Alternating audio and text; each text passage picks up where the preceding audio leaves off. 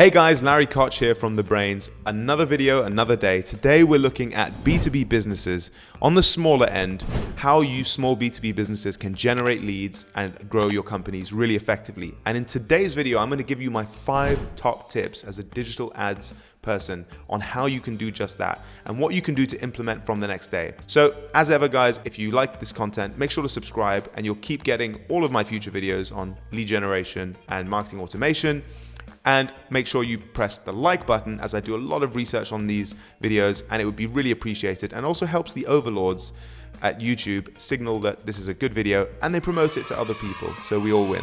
Now, if you are trying to do some lead generation at the moment, you're trying to put together a marketing plan, maybe you've been affected by COVID, well, make sure to pick up in my description box below a 30-page leads on tap blueprint.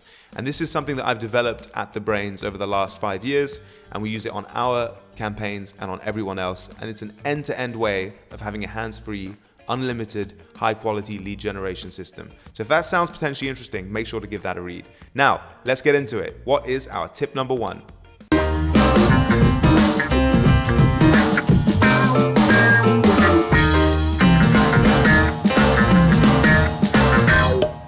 Right, so tip number 1, do cold outreach. Now, what do I mean by that? You should be going out to their inboxes, whether that's their email or their LinkedIn inbox. You can find all of these people on LinkedIn.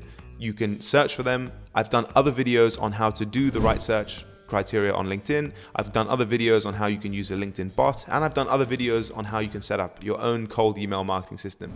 But whatever you think about it, believe me, cold email marketing works. And as a smaller business, you may have a smaller budget. This is going to be the most budget-friendly advertising, online advertising channel for you. Do not use a list broker to get your emails. Make sure that you scrape your own emails directly out of LinkedIn, as these will be far more accurate and far more likely to get read by the recipient. Another pro tip I have within this is do not use MailChimp or any normal email marketing software to send cold emails to contacts that do not know you. That kind of software like MailChimp is for warm email newsletter kind of marketing where somebody has opted in.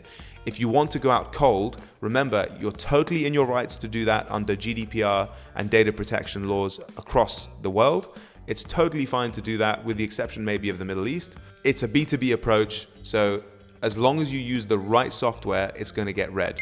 Okay, so make sure that you use dedicated cold email marketing software, not just any old email marketing software. Remember, cold email is important if you're going to do that. Like I mentioned, you can get the same effect by using a LinkedIn bot. So I would also recommend looking at one of those. That is going to automate your LinkedIn channel. It's going to automate your LinkedIn profile. And while you sleep, it's going to connect with the right type of customers and also message them. So listen, it definitely does work. When we were starting out as an agency, this was our principal channel. We've run it for hundreds of companies. It generates leads very, very cost effectively. Now, there is obviously a branding issue around that. You don't want to be doing it forever, but as a small business, it's a great way getting your foot in the door with online advertising, generating some high quality leads and saving the budget while you do it. Tip number 2, guys, is segment your audience. Research shows, especially new research from Workfront, that 71% of companies that exceeded their lead generation goals had some form of customer or marketing segmentation. Now, what we mean by this is you will have different customers as a business that you sell to. Maybe you have different geographies. Maybe you have different industries that use your services or products for different things. Maybe you actually just sell to one industry, or you sell the same thing to multiple industries, but you have different company sizes that have different tiers. Or maybe it's just the case that you have different people in the sales process. You sell very much the same kind of people all the time, but you have the business owner, the marketing director, maybe the HR manager, the finance director. You have multiple job titles involved in the sales decision-making process. Whatever the case might be, you should be cutting up the different parts of your audience into segments. The reason why you do this is you want to be aligning your content, your ads, your emails, everything you produce should be the right message to the right person. There's no point having a one-size-fits-all message and just blasting out a newsletter every other week. That does not seem relevant to a specific person. At best, you'll just be kind of not very relevant and talking too general. At worst, you'll just be annoying people. So make sure you segment your audience. The data is in, it clearly works. It's worth the investment in time. It's not as tricky as it needs to be. So go ahead and do it.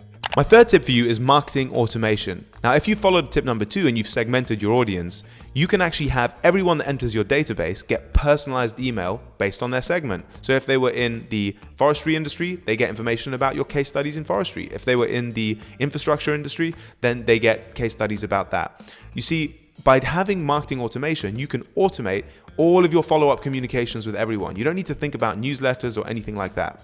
Best of all, you can plug in your website, your social media pages, and your ad accounts so that whatever the person in your database does from there on in, whether they email you, whether they phone your company, whether they view web pages, whether they look at an ad, whether they click on a post in social media, you will know what it's about and you will be able to track each person as they move around your online assets. Now, that is super powerful for your sales team, who may be limited in number, and they will be able to prioritize people based on their engagement. So you can actually score each of your leads automatically by your automation system, which will tell you these are the hot leads, these are the not so hot leads, and these are the cold leads. Imagine what that could do for your sales team if they knew exactly who to prioritize and what they were interested in ahead of the phone call. So that's the promise of marketing automation. Your marketing team's also going to be able to do way more, have all these personalized conversations automatically. It's a win-win-win and a big money saver and time saver in the long run. Tip number 4 is use high return channels. Now, by high return channels, I mean, don't look at something that, don't invest a lot of time, and I'm going to get into this in the myth section at the end, but don't invest a lot of time in things like SEO, organic social strategies. These things take a long time to actually fruit and to actually give you results and leads. The stuff that works is things like Google ads, LinkedIn ads. So as an agency, for example, we have Google ads, LinkedIn ads running for all sorts of things. They generate high quality leads, and I'm able to grow the business every single month, even during Corona times, because these are just coming in like clockwork. Now, incidentally, this is all detailed in the Leads on Tap system, which you can get in the description that I mentioned before. So if you want to know what kind of ads I'm running, go over there, and that's going to give you the whole marketing automation ads, how it all fits together.